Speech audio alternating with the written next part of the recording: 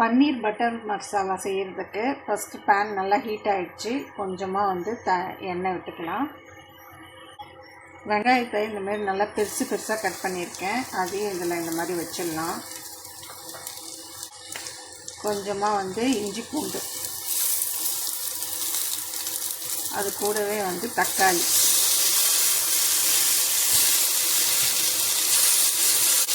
Kashmiri chilli காரத்துக்கு ஏற்ற மாதிரி, இது கூடவே கொஞ்சமாக வந்து முந்திரி பருப்பு, கொஞ்சம் பாதாம், கூடவே வந்து கொஞ்சமாக தேங்காய்,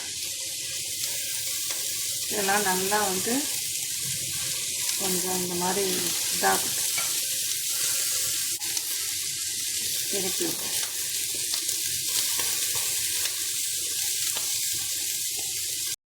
வெங்காயம்லாம் நல்லா ரோஸ்ட் ஆகிடுது. இப்போ இதெல்லாம் மிக்சியில் போட்டுக்கலாம். வெங்காயம், முந்திரி பருப்பு, இஞ்சி பூண்டு எல்லாத்தையும்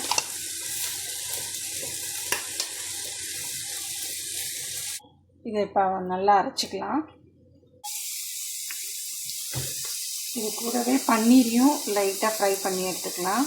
அது கூட கொஞ்சமாக சில்லி பவுடரும் உப்பும் ஆட் பண்ணியிருக்கேன். இது நல்லா இப்போ அரைச்சாச்சு. இப்போ இதிலே வந்து நல்லா தூள்லாம் போட்டுக்கலாம். நல்லா வந்து கொத்தமல்லி தூள், மஞ்சத்தூள், கரம் மசாலா தூள், கடைசியாக இதுக்கு தேவையான அளவுக்கு உப்பு.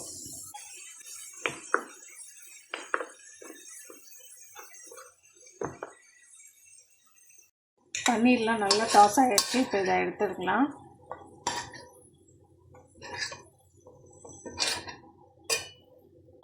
இந்த பேன்லேயே கொஞ்சமாக வந்து எண்ணெய் விட்டுட்டு ஜீரா மாதிரி கொஞ்சமாக பொரிச்சிக்கலாம்.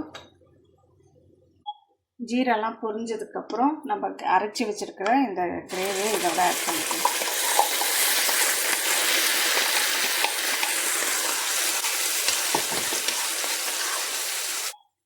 இது நல்லா பச்சை வாசனை போனதுக்கப்புறம் இதுக்கு மிக்சியில் லைட்டாக தண்ணி விட்டு அலசி இதோட ஆட் பண்ணிக்கலாம்.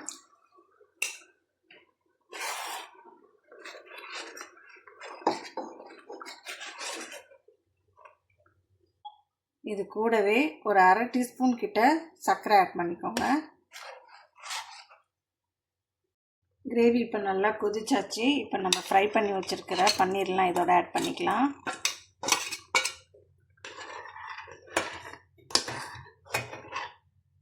இதுக்கு மெயினான ஒன்று வந்து கஸ்தூரி மேத்தி. நல்லா கையில் இப்படி க்ரஷ் பண்ணி இதோட ஆட் பண்ணிக்கலாம்.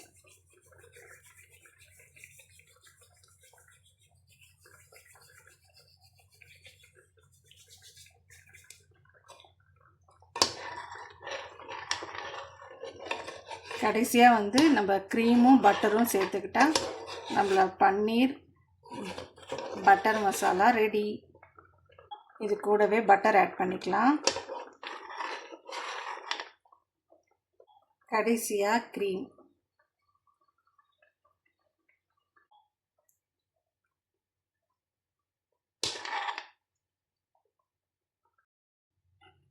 கடைசியாக கொத்தமல்லி.